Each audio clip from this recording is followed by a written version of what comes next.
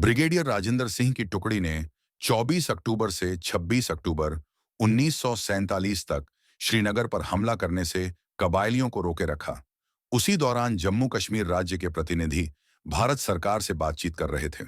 इसका नतीजा ये हुआ कि 26 अक्टूबर की शाम को महाराजा हरि सिंह ने जम्मू कश्मीर का भारत के साथ अधिवेशन पत्र इंस्ट्रूमेंट ऑफ एक्सेशन साइन कर दिया। जैसे ही दस्तावेज पर दस्तखत हुए, कुछ घंटों के भीतर ही 27 अक्टूबर की सुबह 5 बजे भारतीय सेना की पहली टुकड़ी को श्रीनगर भेज दिया गया। ये टुकड़ी 1 सिख रेजिमेंट की थी, जिसका नेतृत्व लेफ्टिनेंट कर्नल दीवान रंजीत राय कर रहे थे। उन्हें आदेश दिया गया था कि वे श्रीनगर हवाई अड्डे पर उतरते ही किसी भी हालत में उसे बचाकर रखें, ताकि आगे आने वाली टुकड़ियां सुरक्षित तरीके से पहुंच सकें। भारतीय सेना के लिए यह हवाई अड्डा बहुत जरूरी था, क्योंकि यह एकमात्र रास्ता था जिससे सैनिक और हथियार जल्दी श्रीनगर पहुंच सकते थे। सुबह 7 बजे जब पहला विमान श्रीनगर पहुंचा, तब किसी को नहीं पता था कि हवाई अड्डा हमारे लोगों के नियंत्रण में है या दुश्मन के। विमान ने कुछ चक्कर लगाए, फिर जब स्थिति ठीक लगी तो भारतीय सैनिकों ने उतरना शुरू किया। उसी दिन 1 सिख की बाकी टुकड़ियां भी श्रीनगर आ गईं। उधर कबायली हमलावरों ने जम्मू कश्मीर की सेना को हराकर 27 अक्टूबर तक बारामूला की ओर बिना किसी रुकावट के बढ़ना शुरू कर दिया। हालांकि उन्होंने उरी में 2 दिन गंवा दिए थे, फिर भी वे 27 तारीख को श्रीनगर तक पहुंच सकते थे। लेकिन जैसे ही वे समृद्ध शहर बारामूला पहुंचे, उन्होंने आगे बढ़ने के बजाय वहीं रुककर 2 दिन तक लूटपाट और हिंसा की।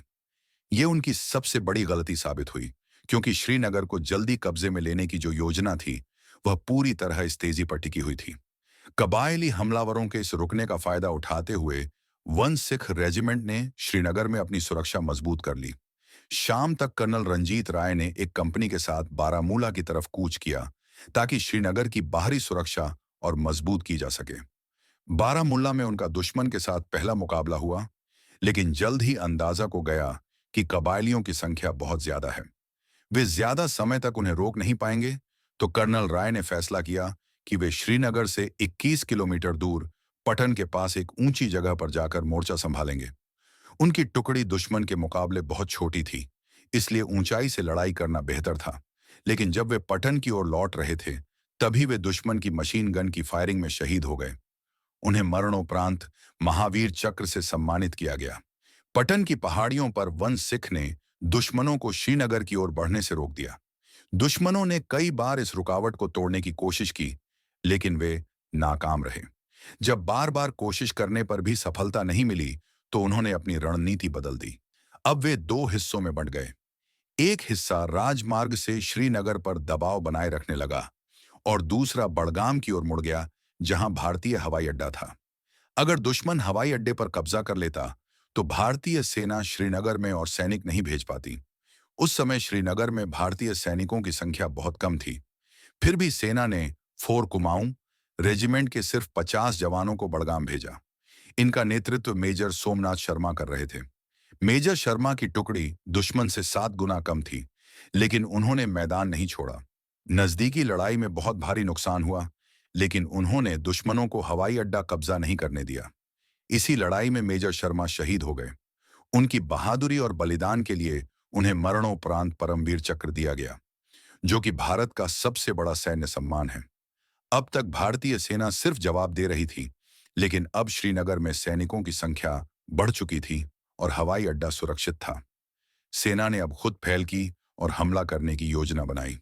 दुश्मन अब राजमार्ग से इधर उधर फैलने लगा था, जिससे डर था कि वे अब गुरिल्ला युद्ध शुरू कर सकते हैं।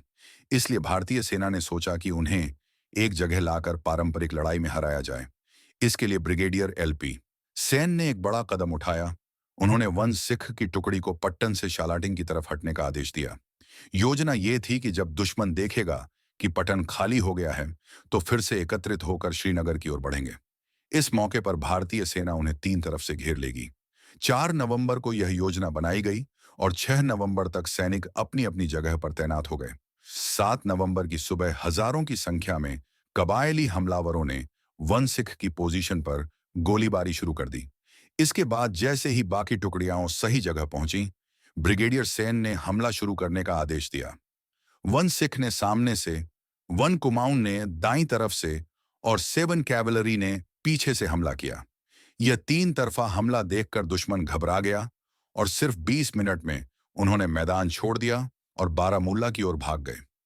जब भारतीय सेना ने देखा कि दुश्मन पीछे हट रहा है, तो वायुसेना ने अपने टेम्पेस्ट और स्पिटफायर विमान भेजकर भागते दुश्मन पर हमला किया। भारतीय सैनिकों ने दुश्मनों का पीछा किया और 8 नवंबर को बारामूला को आजाद करा लिया। इसके बाद 13 नवंबर को उरी को भी मुक्त करवा लिया गया। भारतीय सेना दुश्मनों को पूरी तरह कश्मीर से बाहर खदेड़ना चाहती थी, लेकिन तभी खबर आई कि जम्मू के पास एक और बड़ा खतरा मंडरा रहा है। पुंछ दुश्मनों के कब्जे के करीब था। अब सेना को एक और दिशा में युद्ध शुरू करना पड़ा।